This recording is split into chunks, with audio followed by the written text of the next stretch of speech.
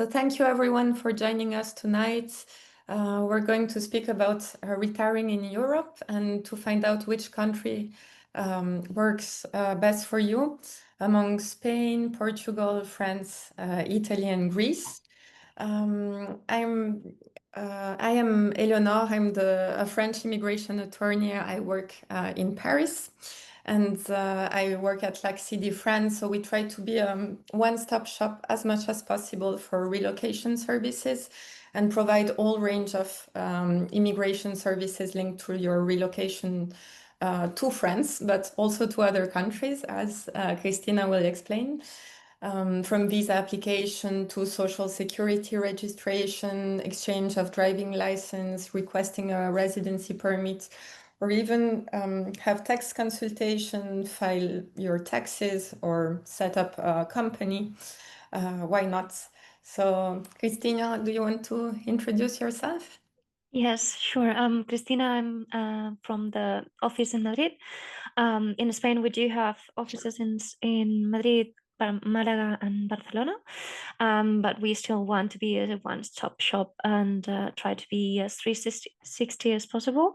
But yeah, I want to clarify again, we are immigration lawyers, not tax lawyers. So if you do have specific questions about taxes, we do have tax department that can assist with that, but this presentation will be focused on the immigration side of things. Okay, so yeah, you can go ahead. We will start with who is Lexidy, who are we. As Eléonore started to explain, we are a firm that is based in most of Europe. We do have 5 countries covered at this point. We are placed in Spain, as I said, with 3 offices in Madrid, Malaga, and Barcelona. In Portugal, we have offices in Lisbon and Porto. In France, we have the office where Eléonore is based in Paris.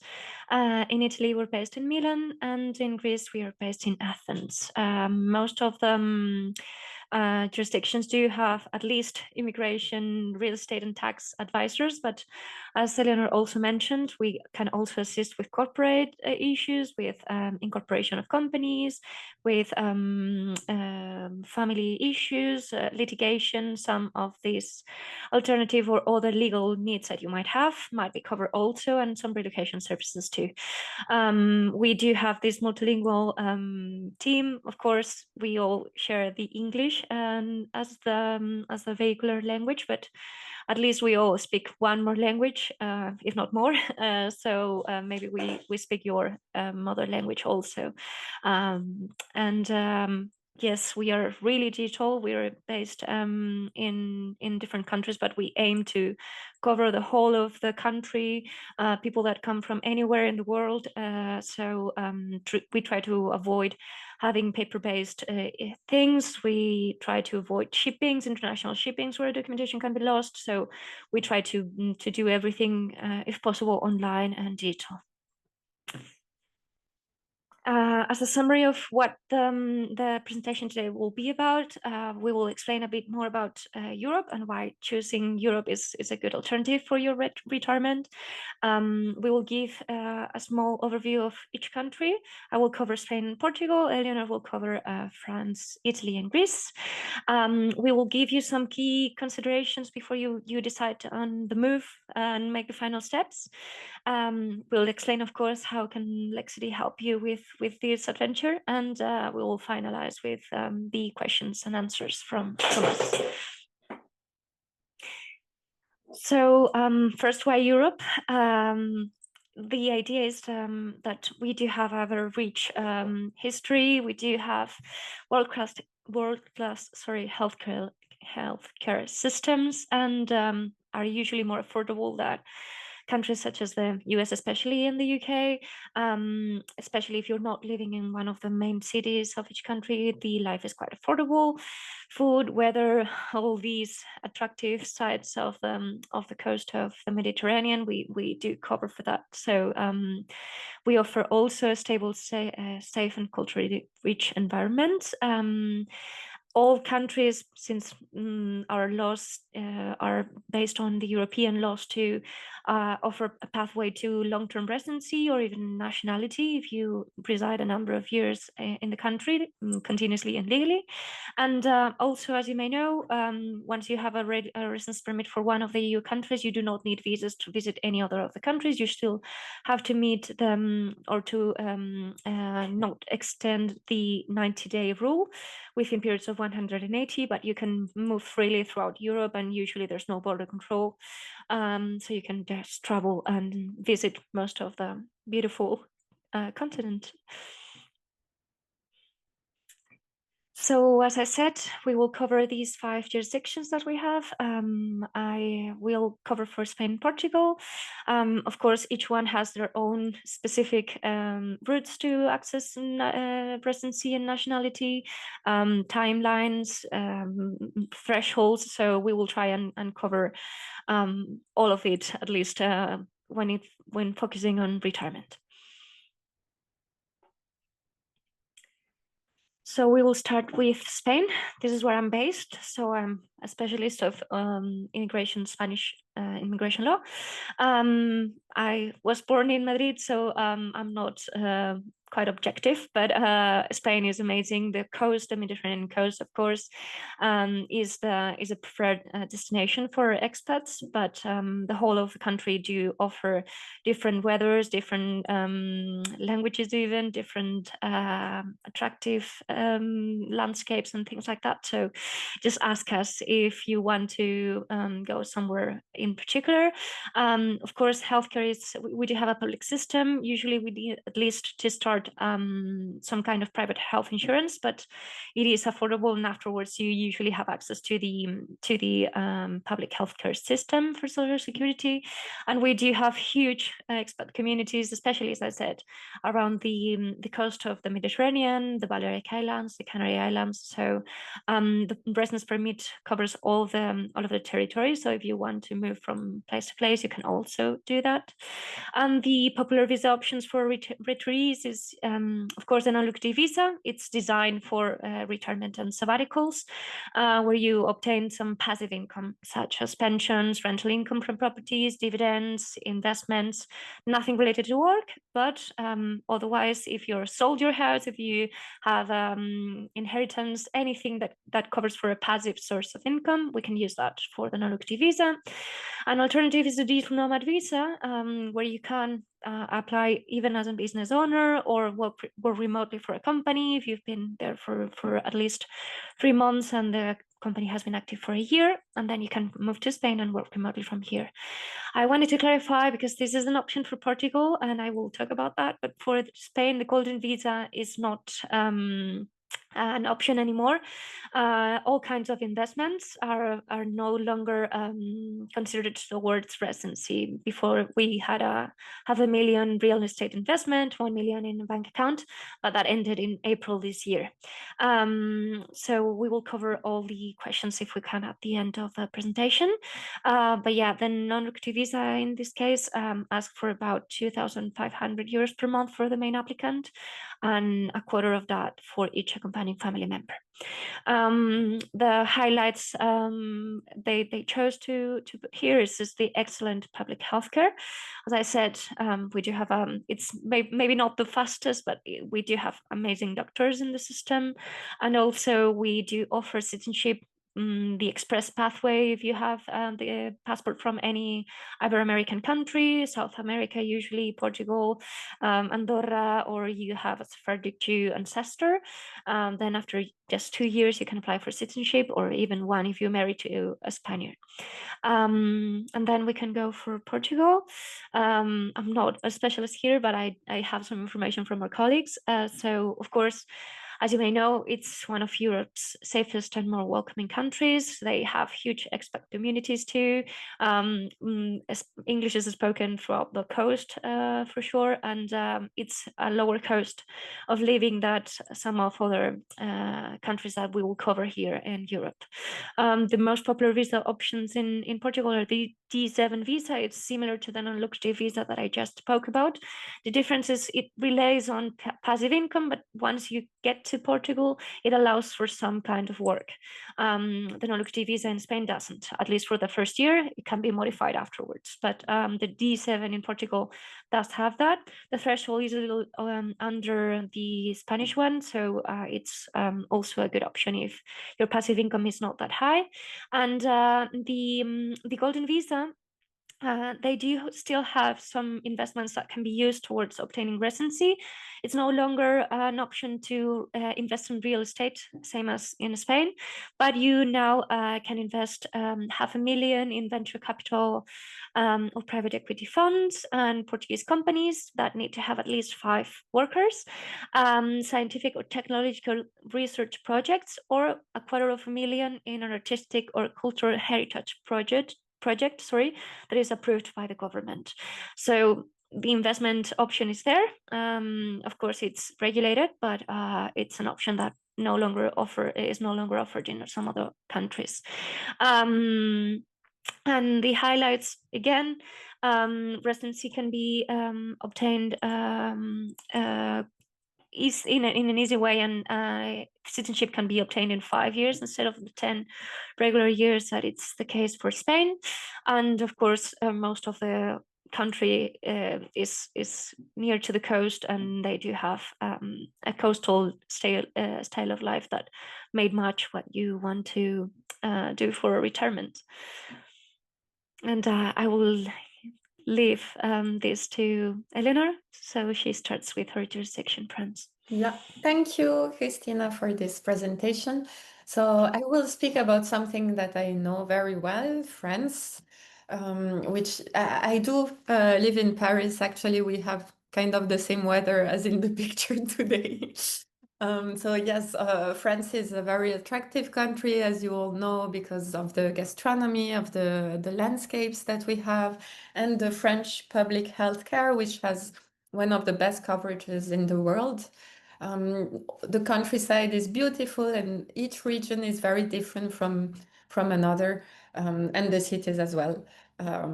So yes, let's dig in the visa that's our most popular, especially for retirees. It's a very good option to choose France. Why? Because we have the long stay visitor visa, which is an excellent visa because the conditions to be met are very easy.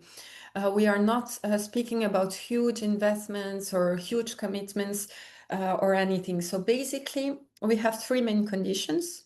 You need to have medical coverage valid for France during your stay. You need to have sufficient income or savings to be economically self-sufficient, and the threshold is quite low.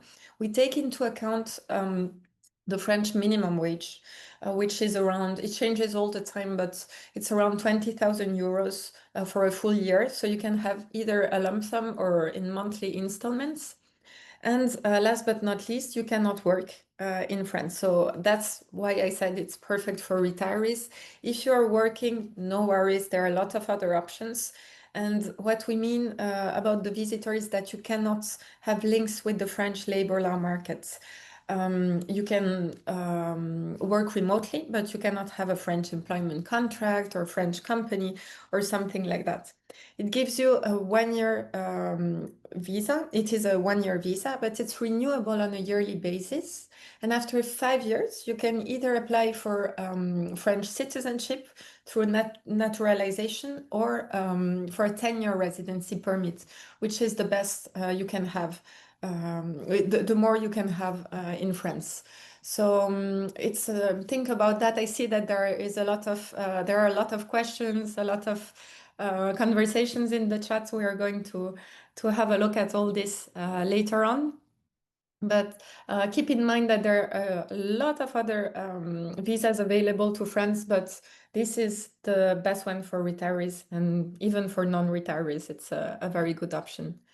So I'll speak a little bit about Italy, a country that I know very well because I grew up in Italy. I started university in Florence.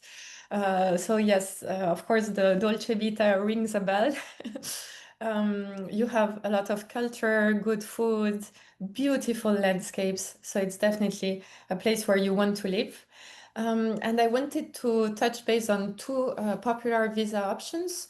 So we have the elective residency visa, which is for financially independent persons. So you need to show, well, the conditions are that you have to show at least 31,000 euros of passive income per person, health insurance, like for the French visitor visa. And the third condition is a bit more tricky. You need to have a house in Italy or a lease contract signed and registered before applying. Of course, all this can seem very terrible, but don't worry, we have attorneys, we have a team that are specialized that can help you with all these steps. What do we mean by passive income? It's pensions, social security, dividends, annuity, but it cannot be work. Even remotely, you cannot have this visa if you're working remotely. And then we can mention the investor visa for high net worth individuals. Um, this visa is meant for investors. It gives you the right to work, which is a very good thing, and be a resident of Italy. The investment is of 250,000 euros in an Italian startup. And also we can help you to find a suitable company to invest in. And well, the commitment is more huge, but you have more flexibility, you have more freedom and a longer residency permit. So that's for Italy. Let's dig into Greece now. Greece apparently is the sunniest country in Europe, so that's a very good point. The cost of living is very low compared to other Northern European countries or even Spain and France. And the real estate is very affordable, which is interesting, of course. They are friendly, of course, and relaxed. We can see it when they drink you see them drinking their coffees on the terrace in Athens. So let's speak about the most popular visa options for retirees. So we have, of course, the FIP visa, which is for financially independent people. And this visa is meant for persons that are retired or that have passive income. So it can be someone that is not retired yet, but has passive income from rentals or dividends. The passive income needs to be of 3,500 euros per month. If a spouse is joining, it increases by 20% and 15% per each child until 18 years old. It gives you a 3-year residency permit, so that's a very good thing to keep in mind. And you can show a little bit like for the visitor, you can show either passive income, dividends, pensions, rentals, investments every month, or a lump sum in savings can work perfectly as well. So let's mention quickly the Greek Golden Visa. I say quickly because there are a lot of conditions, and I'm not going to give you a lecture on the Greek Golden Visa, but just a few highlights. So you need to make a minimum investment of 250,000 euros and up to 800,000 euros, depending on where you plan to make the investments. For instance, if you invest in real estate, some areas request a higher amount because they are more crowded, more demanded.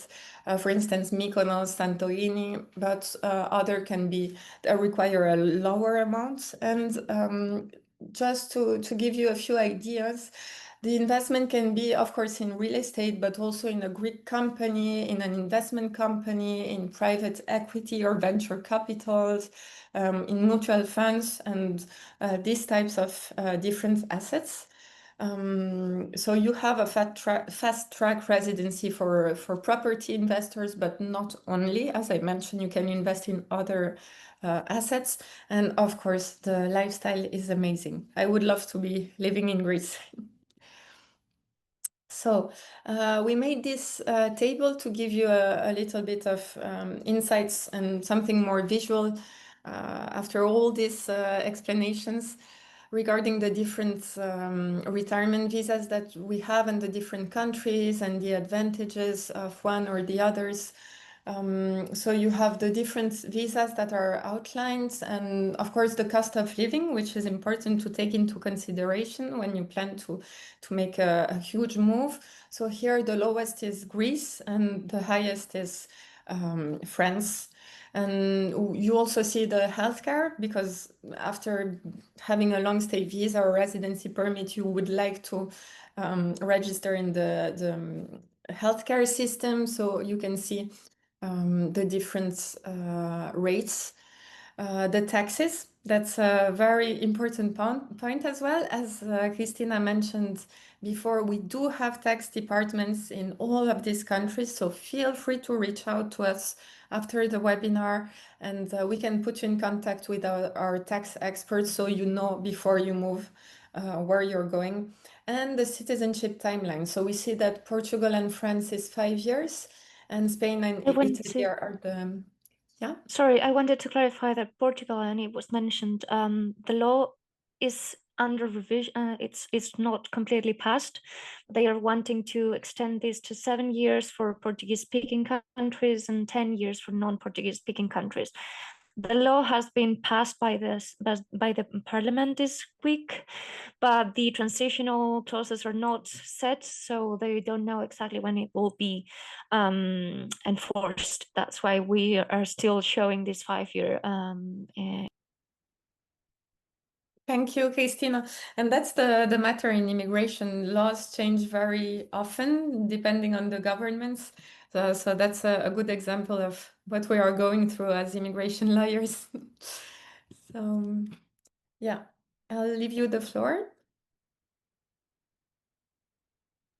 So yes, sorry for the intervention there. I wanted to just clarify because I saw a couple of comments on the chat while you were speaking.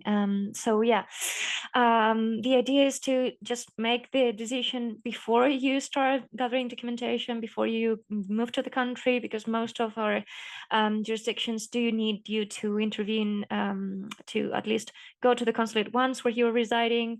Most of the permits are only applied for from outside the country, with documentation that might take a month or 2 months to be issued. So that's why we recommend being informed about your destinations, where you dream to be, then check the visas and see if there's any that applies to your case, your scenario, the documentation you can produce or provide better than others. Then just, of course, we aim to be there as the legal aid for the application and preparation of all the documentation, apostille legalizations, sort translations where needed, putting you in touch with collaborators, relocation services.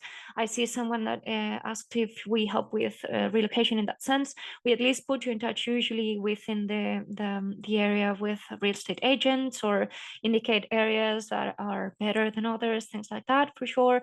We help with schooling in some of the jurisdictions to find a school that it's suitable for your kids.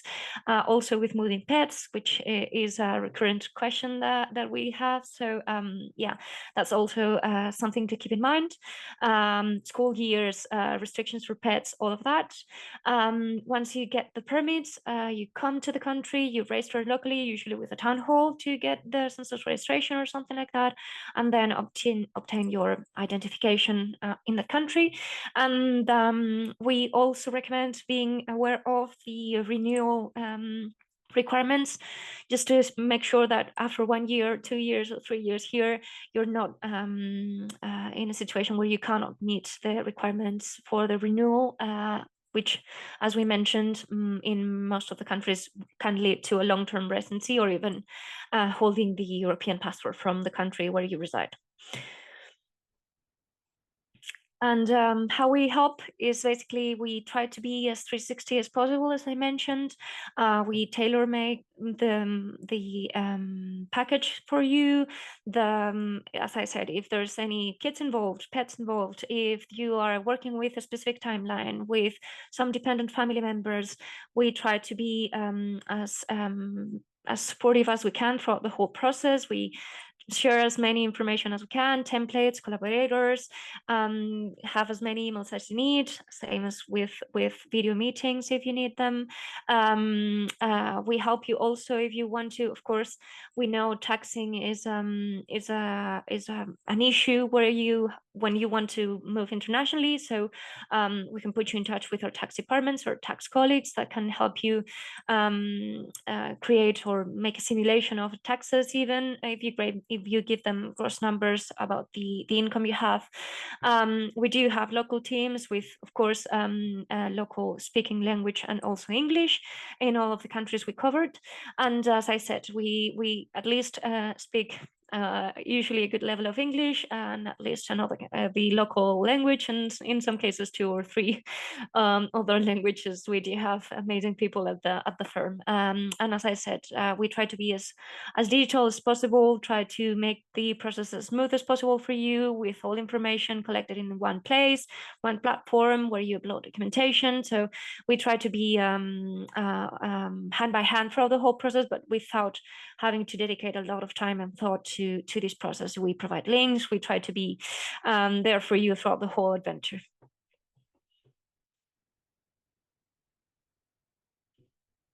And I will cover some of the frequently asked questions for Spain. Eléonore will do the same for France, which are our jurisdictions. Let's see if this answers some of the questions that you had on the chat. For the duration of the process, my average, so this 4 to 8 weeks is from the time you submit the application. I see that some of you mentioned the lack of appointments in some of the consulates. This is an issue, I think, for all the European consulates at this point.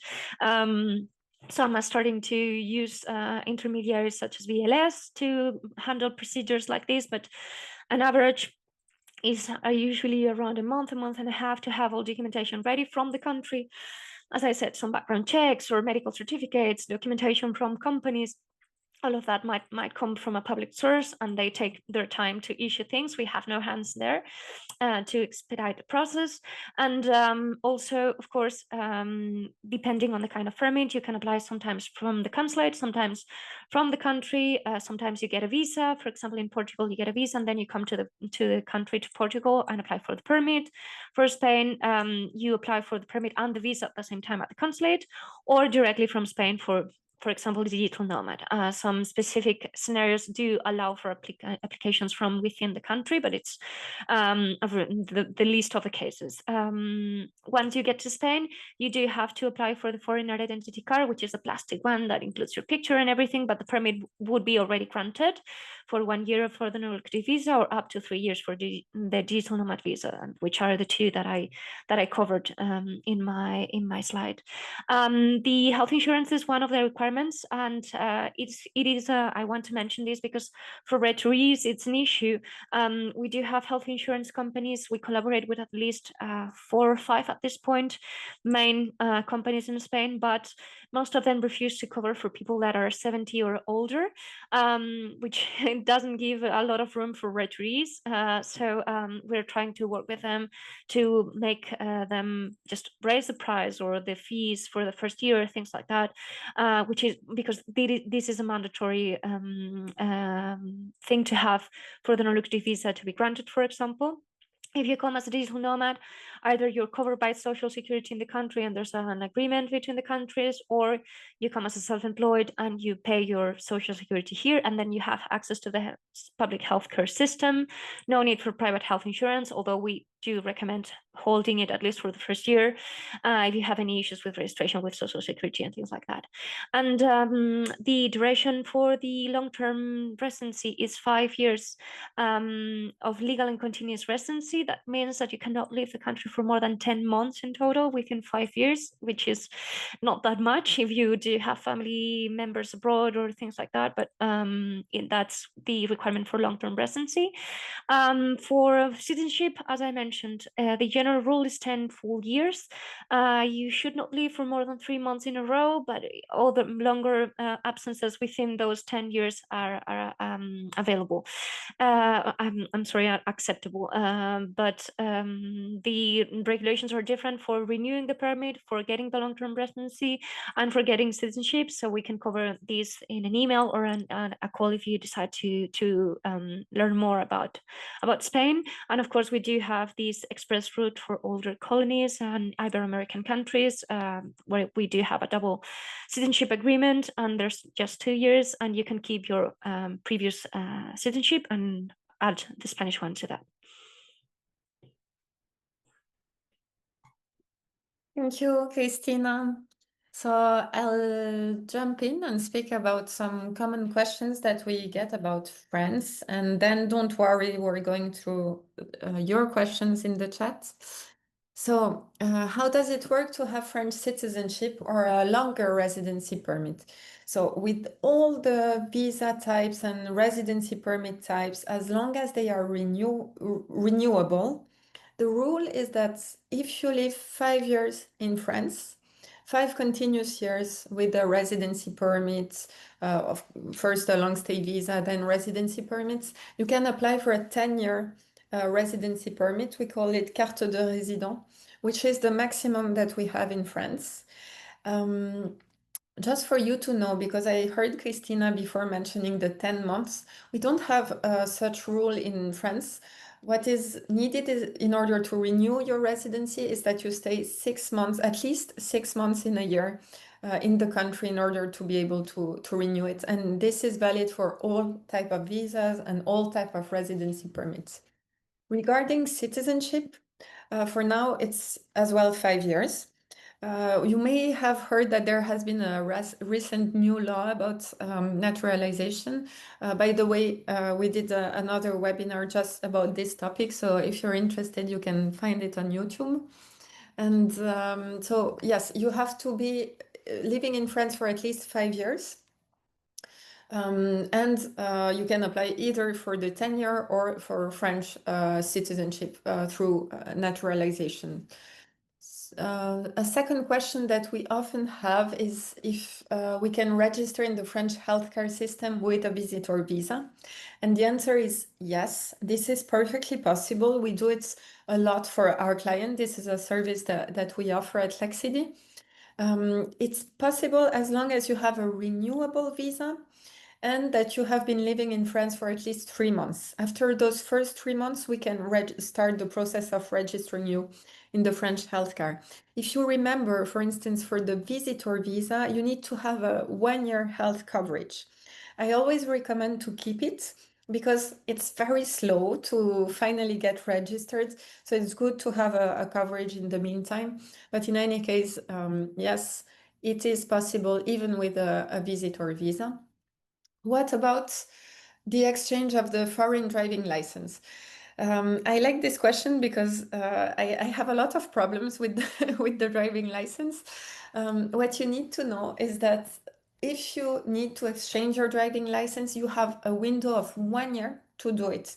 If you are too late, if you miss it, if you do it afterwards, then we cannot help you, and you have to take the French courses, both practical and theoretical, and you don't want to go through that because everything is in French and it's quite complicated. So be careful with this. As soon as you enter France, I would recommend to start the procedures. Not all countries need to exchange the driving license, but for American citizens, it's needed depending on the state where you come from. So please keep it in mind and remember it.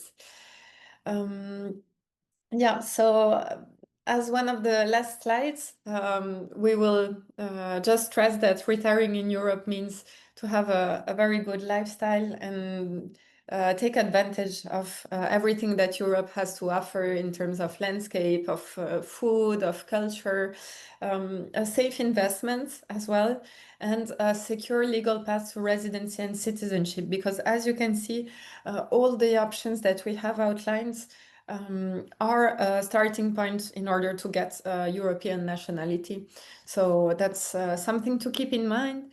And last but not least, don't hesitate to book a free consultation with us. We do offer first free of charge consultation. So you have the code, you have the link. You will receive an email with all of this as well.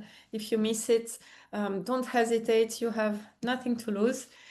And we will be very happy to have a chat with you.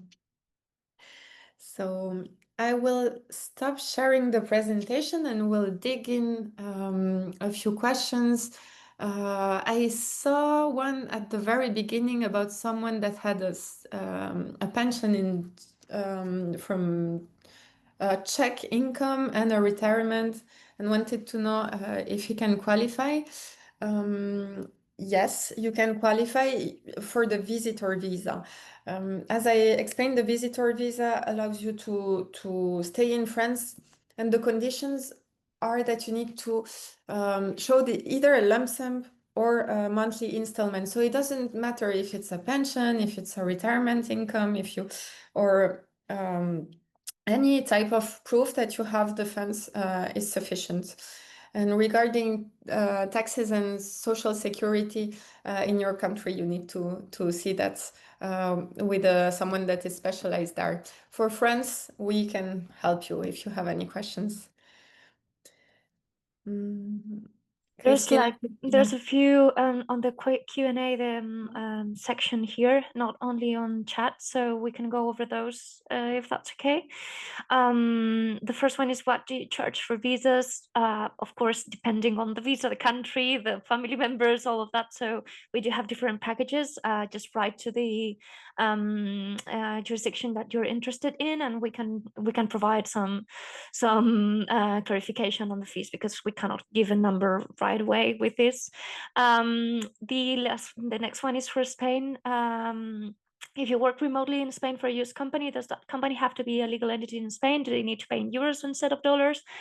The answer is yes and no. So the thing is, there's a double social security agreement between the US and Spain, but the certificate that US issues is sometimes not valid here because they understand that you have a destination company in Spain, which is not the case. You're working from home. So the alternatives are to either have the company also register in Spain and pay you taxes both in the US and in Spain, or 99% of the applicants from the US decide to just convert into a self-employment situation and provide invoices to the company instead of receive pay slips, sorry, and they pay themselves the social security once they are here. And no, the company can just keep paying in dollars in a US bank account, but we need to provide the information on the minimum threshold in euros. So we need to make the exchange based on their ratio of that day. The next one, I think it's for you, Eleanor. For years, I was focused on Spain, but now retired and planning to move from the US, consider France and Greece. Yeah, so Mark is asking what visa is required for remote work with only non-French clients. So that's a very good question. And actually, I have two options for you.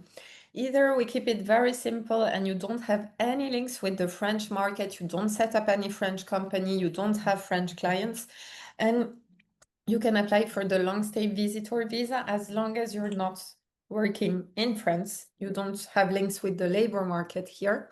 Otherwise, we have the entrepreneur visa, which is for freelancers. It's also a very good visa. You can have more quickly a pluriannual residency permit. The conditions are not that terrible. You just need to submit a project of your business in France. You don't have to set up anything before actually getting the visa. So it's also a good solution. But just for you to know, because this is a question that I have all the time, you can always switch from one visa to another. For instance, you want to keep things simple and see a little bit how things go in France. you can enter with the long stay visitor visa, and then you can come to us and say, hey, now I want to start working from here. I want to set up my business. And in this case, we can switch from the visitor to the entrepreneur visa directly from France without having to go back to the US. Another country from Liz asking if she can sign a rental lease for Italy prior to the visa appointment. No, you can sign a lease. It's either a lease or a property. Both buying a property, both options are feasible for the elective residency visa. Another one for France. So can you please clarify if remote work is allowed on the visitor visa? That's a terrible question. Everyone is asking it. So the important thing to remember is that you cannot have links with the French labor law market. So no French employment contract, no French company, no French clients. If everything is done remotely, it's acceptable, but your employer might need to declare you and pay some social contributions in France. But you can see that with our tax attorney. So yes, we do have clients that even show their pay slips to the consulate and are granted the long stay visitor visa. It's just a matter of knowing how to present your application so it's the stronger possible. How long do I have to be a resident in France before applying to Portugal? You can apply right away as soon as you have a French residency permit or a French long stay visa. You can apply for a first visa at the Portuguese consulate in France. If you want more details, feel free to book a meeting with one of our Portuguese team members. Feel free to dig in, Cristina, if you see. Yes, no, most question. of them are for Italy or France, as I can have see. But yeah. one from Amber. Can you successfully apply for French citizenship if you've only been a visitor or student visa? Very good question as well. So in theory, what the law states is yes, and we do sometimes submit these applications. What is tricky is that they want to see if you are self-sufficient economically. So maybe being a student is not recommended, even though it's not it's allowed and you can perfectly submit your application. I would recommend to have some income, not necessarily in France, but at least show that you are economically self-sufficient. And for the visitor visa, it's acceptable to submit your application, but be careful on how you present it. As I mentioned previously, the law has just changed regarding the naturalization process. So it's good to keep that in mind and make sure that your application is really strong.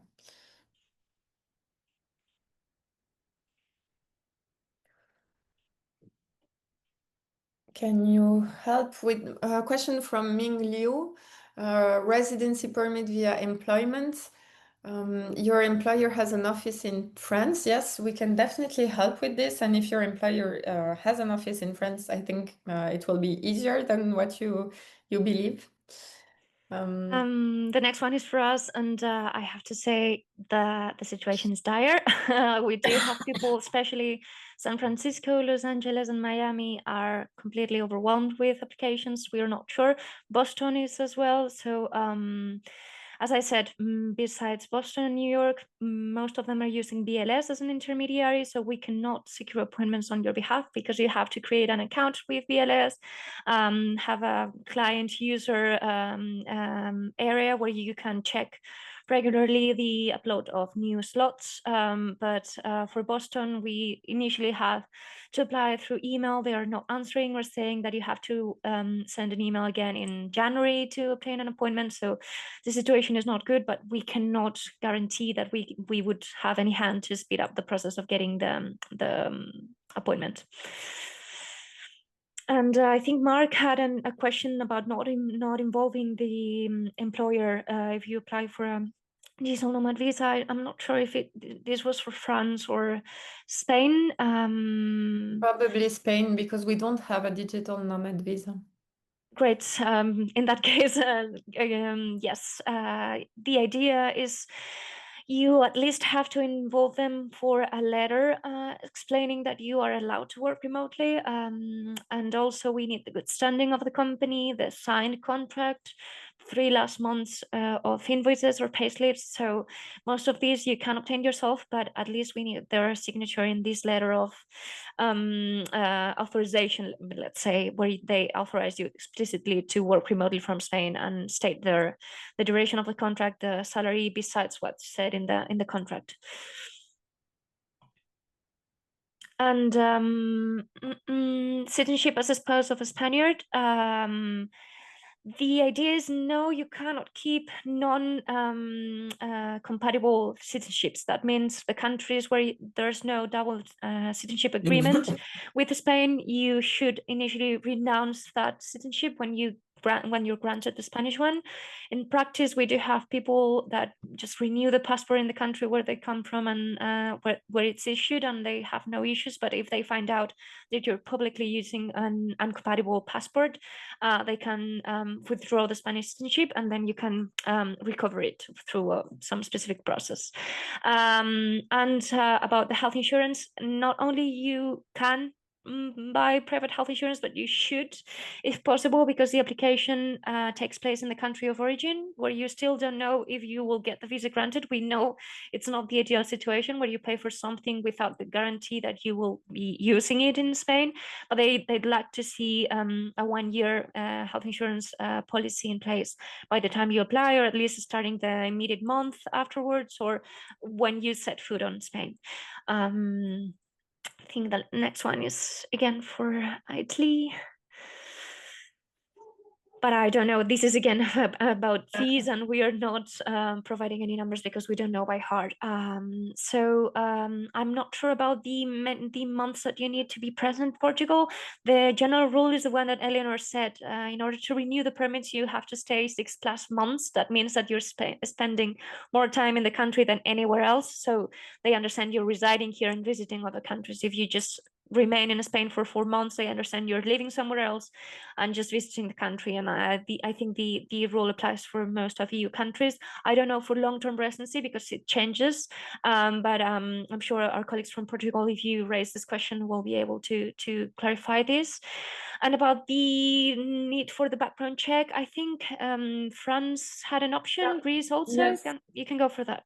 Yes, for the long stay visitor visa, you don't need any background check. But by the way, we do have a partner that's is specialized with all these things. He's based in the US, and he has some ways to go around this problem of the fingerprints when you cannot take them. So we can still help with that. Yes, I do have clients that have provided I think at the third try at the FBI, they issue like a statement that your fingerprints are no longer legible and they cannot access the records. So in some cases, the consulate has accepted that apostille by the Washington, D.C. federal level, and soon translated into Spanish, of course, to provide instead of the federal background check. And if possible, you add the state level one, and that's it. I see another question about France, if it's possible to open a business while on a visitor or non-working visa. That's a bit tricky because if you open a business, you're working in France, so you should change your visa. So be careful with that. So you can, of course, open your business, but then it will be necessary if you are working in the business to switch your visa type. Another one, so when we retire from the UK to France, and under what visas can our children come to visit us and work during the university vacations? Work is complicated, but depending on the type of contract that they are going to have, we can have some seasonal working contracts. That's possible, but if you want them to have some flexibility and a longer residency permit, the visitor is a good option. but they cannot work with the visitor visa in France. I want to clarify also, most of the countries, you do not need to speak the language to get a residence visa. Then for long-term residency, or especially for citizenship, then you do have to pass some exams, culture, language. But to get a 1-year permit, 2-year permit, usually you do not have to speak, be fluent in the language of the country. I don't know if you have any exceptions there, Ele, but it's not the case for at least Spain. And if you are an English-speaking individual, you usually can find some kind of work in these countries without being fluent in the local language. But of course, we recommend that for your day-to-day, but not to get the visa is not necessary. I agree. um, About the LGBTQ question, do specialize a bit on that. Spain is quite open with this, and we do offer a good scenario for trans people. Also, I do have clients from the collective, a lot of them, and they find the country quite welcoming, especially big cities. But I don't know if you do have any recommendations also from the jurisdictions you cover, Ele. Not specifically for that, but we see a lot of people from the community, and it's not absolutely not a problem for France. So yeah, for France, this is not an issue at all. I saw one for Italy about the requirements for health insurance. It needs to be a private health insurance for the first year, and we do have some partners that we can put you in contact with. Yep. About the D7 in Portugal, I think, again, I'm not a specialist in Portuguese law, but I think since you can work afterwards, once you have the permit, you do not have to prove that you are allowed to work remotely with this same letter that I mentioned from Spain, if you're not using that as the main source of income, because you need some passive source of income. I think someone asked about this. The threshold is around 12,000 euros for the main applicant, 50% of that for the spouse, and 30% for additional family members. So the threshold is lower than Spain for sure. And as I said, that initial investment or funds can come from passive income. And once you get to Portugal, you can work remotely. And I don't think you need at that point to show again proof that you can work remotely for that company if you do have the other source of passive income showing in the residency permit process. Aude has a question about money in a UK bank account, if it can be treated as passive income for Italy. From my understanding, unfortunately, not. It really needs to be passive income, so pensions, social security, dividends, annuity, pensions, but it cannot be a lump sum. Yeah.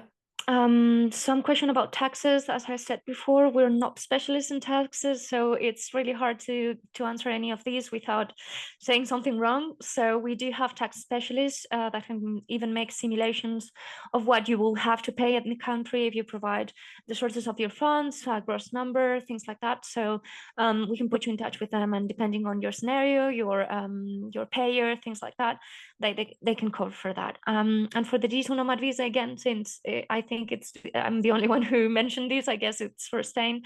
The idea is that the income has to come from the one or more clients if you're self-employed, or the company that hires you if you're an employee. But we've been told, and we've used in some of the cases, savings to cover for a small difference between what you make monthly and what's required, which is around 2,800 euros per month for the main applicant, and a little, again, 50%, quarter of that for accompanying family members, but 70%, sorry, for the first one, 50 for the rest. So of course, ideally you make that from your job, but if not, you can complement with some savings. Okay, Julia is asking if I have a visa D, can I renew it? Your VLSTS? Yes, absolutely. Not only you can renew it, but you can apply for a residency permit, and you can even change your residency permit type if you want to be able to work, for instance. For the question for the UK national, the thing is, things that are over 90 days and under 6 months are a bit of a gray area. I would say in this case, the golden visa for Portugal, the investment one, only requires you to be 14 days, I think, within the 2 years initially. This is the information I got. So you might be in Portugal and then spend in Spain 90 days of those 120 that you intend to be here, and the rest to stay in Portugal just to be able to renew the permit. But for Spain, there's no in-between option, at least for the stays that are yearly less than 6 months, but over 90 days, which is what you can stay as a tourist. Julia says that it was about French healthcare. Yes, you can apply to the French healthcare system under a renewable visitor visa. Absolutely, yes.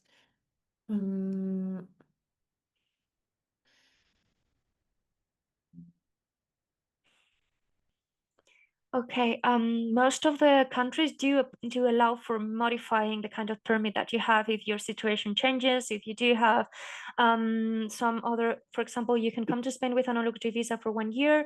We do have a lot of business investors that do this. They explore the country, the region, set up relationships with suppliers, possible clients, things like that. And then after 1 year, they modify into a self-employment situation, unemployment situation. So usually, yes, there's an option to, within the country, be able to change or modify your permit. Of course, there's restrictions, sometimes only 60 days prior to the expiration, 90 days after, only if your situation changes throughout this permit, but having elapsed a number of months. This is, of course, something to discuss with your lawyer once you get the permit and if your situation changes. About holding residency in in more than one EU country, initially, no. You set your legal residence in one place and that's it. Either your country of origin or the place where you're holding a residency permit, legal residency permit that you applied for. If you come to Spain, you apply for a residency permit and get it granted for Spain, and then apply for a French one.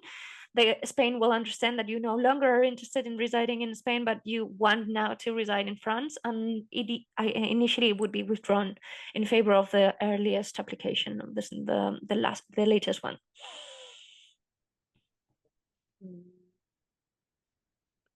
Another question about the scheduling a meeting with us. The first meeting is always free of charge. We offer a first 15 minutes meeting free of charge, so don't worry with that.